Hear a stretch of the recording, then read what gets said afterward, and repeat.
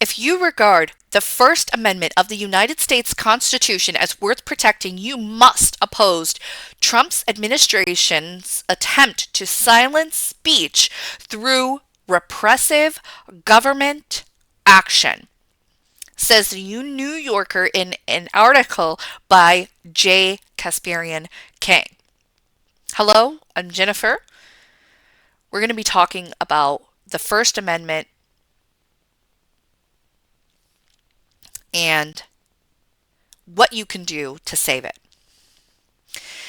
We're going to be ending silence through reform, and all I'm asking you to do is send a letter to your official.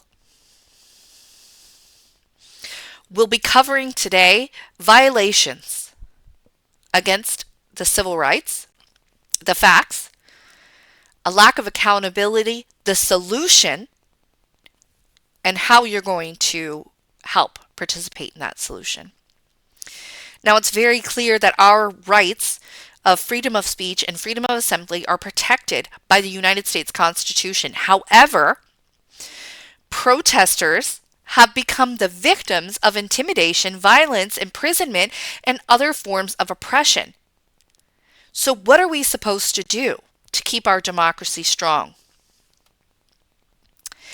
Right now, the Human Rights Watch has compiled a series of articles that documents a number of violations that the government, essentially police, and whether that's local, state, or federal government, has violated our rights as American citizens to protest, our rights to freedom of speech, at times even following or documenting protesters to increase violations against them after they've protested.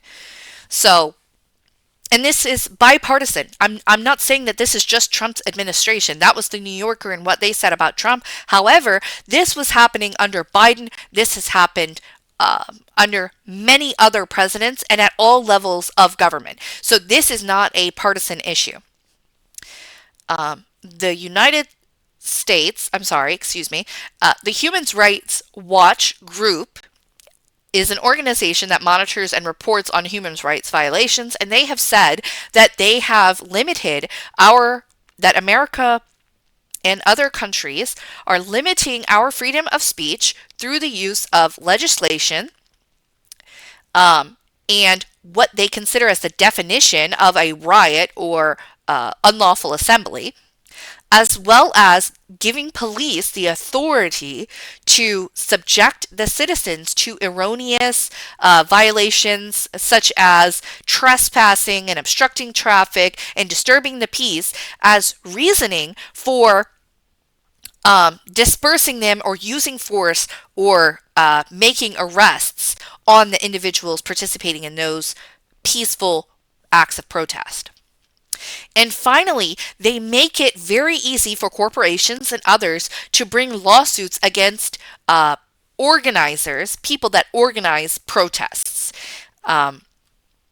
So these are just a myriad of ways and a series of articles that you can go to Human Rights Watch and review for yourself to get more information on how our rights are being violated repeatedly by our government on all levels from both sides of the aisle.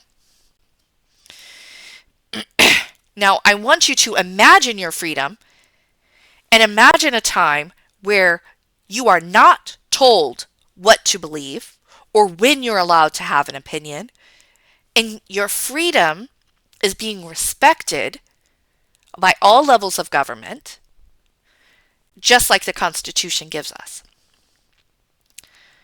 That feels good, doesn't it? We can fight for a better tomorrow today by protecting those two freedoms, freedom of speech and freedom of assembly, that are already in the Bill of Rights. All you need to do is register to vote. And this is one of the two parts that I'm asking you to do. I am asking you to write a letter, but I'm also asking you to register to vote. It's very simple. It's It's a few documents, much less taxing and difficult than applying for college, which I know all of us have already done. So register to vote, and then review the letter that I'm going to attach in our course. Sign it. Let me read it to you a little bit so you know what you're getting into. We, the people, have witnessed across the government a striking silence that is depriving citizens of their right to speak freely, protest, demand their rights. Our founding fathers anticipated this and gave all citizens the right to speak freely, assemble, free press, and so much more in the Constitution of this great United States. The objective of this letter is to notify you unequivocally that we refuse to elect or re-elect officials into office that do not openly and fervently work to protect the people from all forms of suppression of our rights to free speech. Now, this is the first of 2 paragraphs, a very simple 1-page letter that you can sign, and I encourage you to do so. Now, all you have to do to participate is print this letter off, sign it, put your stamp of approval on your envelope, and mail it off. And that is the furthest extent that I really, really hope that you will consider doing to protect all of our rights to free speech. But if you want to go further, you have the option to share this on your social medias, to text this letter to your friends, your families, your coworkers, to share it in your classrooms or among your closer community networks, or to make your own letter and share it. Okay? I'm going to end today by sharing a quote by Alexander Hamilton and adding a little bit to the end of it. Alexander Hamilton said, "Those who stand for nothing will fall for anything." So stand up for the Bill of Rights and the U.S. Constitution.